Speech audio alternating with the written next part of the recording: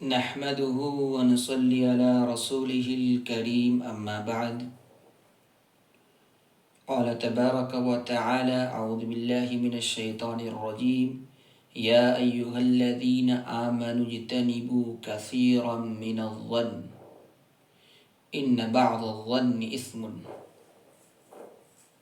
صدق الله العظيم وقال النبي صلی اللہ علیہ وسلم إياكم والظن فإن الظن أكذب الحديث او كما قال علیہ الصلاة والسلام۔ ناظرین کرام،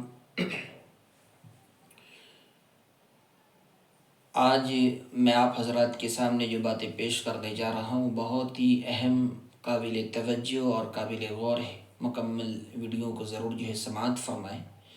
میں زیادہ لمبی چوڑی بات نہیں کروں گا، مختصر چند باتیں آپ کے سامنے رکھ کر اپنی بات کو ختم کرنا چاہوں گا۔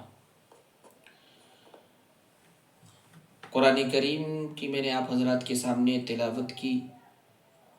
اور احادیث مبارکہ کی بھی تلاوت کی۔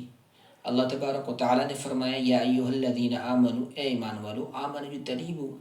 اجتنبوا کثیرا من الظن، کہ بہت سے گمانوں سے بچو، ان بعض الظن اثم، اس لیے کہ بعض گمان ایسے ہوتے جو گناہ ہیں، گناہ کا ذریعہ بنتے ہیں، گناہ کے باعث بنتے ہیں، گناہ کے سبب بنتے ہیں۔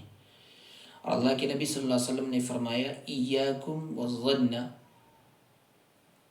کہ آپ بدگمانی سے بچو، فإن الظن اکذب الحدیث، کیونکہ بدگمانی بہت بری بات ہے، یا پھر یا تو بدگمانی بہت ہی جھوٹی بات ہے۔ میں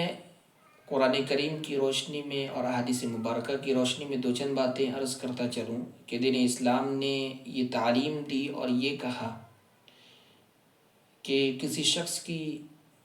پیٹھ پیچھے جو اس کی برائی کرنا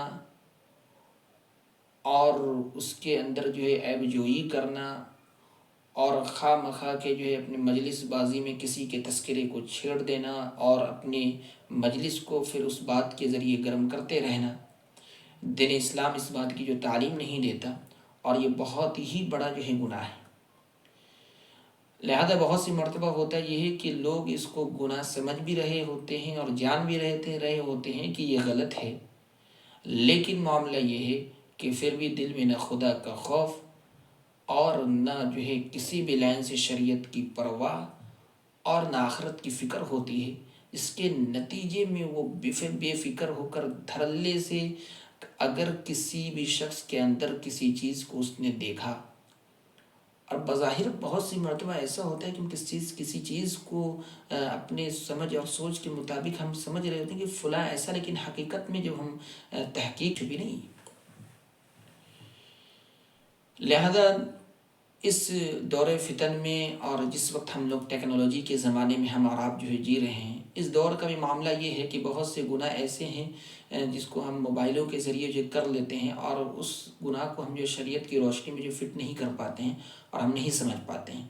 اور ہم دوسرے کے بارے میں بدظن ہو جاتے ہیں۔ اس کی کئی مثالیں میں دے سکتا ہوں۔ ابھی سوشل میڈیا کا زمانہ ہے، بہت سی مرتبہ ہم جاتے ہیں، ہمارا فیس بک یا یوٹیوب وغیرہ چلا رہے ہوتے ہیں، اسکرین ٹچ موبائل ہوتا ہے۔ اسکرین ٹچ موبائل ہونے کی وجہ سے اب ہوتا کیا ہے، بہت سی مرتبہ انجانے میں کوئی قابل اعتماد شخص تھا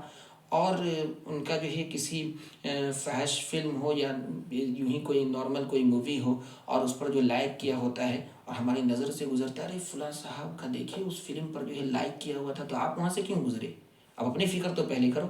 اول وہ ضرور نہیں ہے بھائی، ممکن ہے آپ کو یہ گمان کرنا چاہیے کہ بیچارے انجانے میں یوں ٹچ مار رہے، اچانک ایسا ہوتا ہے، آپ سے بھی ہوتا ہوگا، سب کوئی جانتا ہے، یہ ہم سے یہ غلطی بہت سی مرتبہ ہوتی ہے کہ لائک کرنا نہیں چاہتے، ہو جاتا ہے، اور جلد بازی میں کیا ہوتا ہے، دھیان نہیں دیتے ہیں اور وہ لائک ہو گیا ہوتا ہے، لیکن بہت سی مرتبہ غور اور توجہ ہوتا نہیں۔ لہذا اگر آپ یہ سوچ لیں اور اس بھائی کے بارے میں یہ ذہن اگر آپ بنا لیں کہ ممکن ہے کہ بیچارے سے غلطی سے لائک ہو گیا ہو، لہذا یہ شخص تو بڑا نیک اور متقی اور پرہیزگار ہے، یہ ایسی فحش فلموں کو اور ایسی چیزوں کو، ایسا واقعہ ہوا ہے،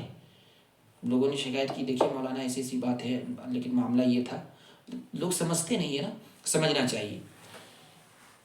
اسی طریقے سے معاملہ یہ ہوتا ہے کہ سوشل میڈیا پہ بہت سی ایسی خبریں ہوتی ہیں جو چل رہی ہوتی ہیں، اور ہم ان خبروں کی ہم تحقیق نہیں کرتے، اور ہم جو ہے اس خبر کو بہت سی مرتبہ ایسا ہوتا ہے کہ ہم اس کو شیئر کر کے آگے جو ہم اس کو پھیلا دیتے ہیں اور عام کر دیتے ہیں، جبکہ حدیث پاک میں اس کے متعلق یہ آتا ہے خبر کے متعلق کہ آپ کسی بھی خبر کو آگے اس وقت تک شیئر نہ کرو کہ جب تک اس بات کی آپ کو جو مکمل تحقیق نہ ہو، جو حدیث پاک کا خلاصہ اور مفہوم ہے۔ لیکن معاملہ یہ ہے کہ یہ بات چیت تک اگر محدود رکھیں، اگر الیکٹرانک دنیا سے اگر ہم نکل جاتے ہیں اور ان سے ہٹ کر اگر بات کریں تو بات سمجھ میں آتی ہے لوگوں کو، لیکن یہ نہیں سمجھ پاتے ہیں وہ کہ بھائی یہ چیز ٹھیک جو ہے یہ موبائل میں بھی مسئلے فٹ ہوں گے، کہ اگر ہم نے کسی ایسی خبر کو ہم نے جو ہے آگے شیئر کیا